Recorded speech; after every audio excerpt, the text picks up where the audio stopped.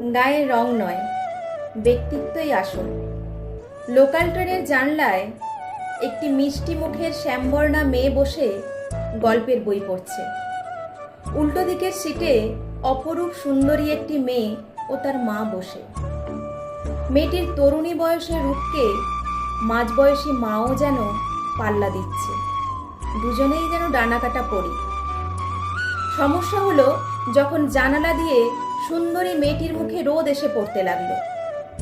তার মা মুচকি হাসি দিয়ে বললেন মেয়েকে, সরে আয় এদিকে, ওই রোদ মুখে লাগলে তুইও ওর মতো হয়ে যাবি। অবশ্যই তার এই ব্যঙ্গাত্মক উক্তি উল্টো দিকের জানালায় বসে থাকা শ্যামবর্ণা মেয়েটিকে উদ্দেশ্য করেই। অনেকক্ষণ ধরেই মা মেয়ে মিলে মেয়েটির শ্যামবর্ণকে ব্যঙ্গ করে উঁচু দরের হাসি দিচ্ছিলেন।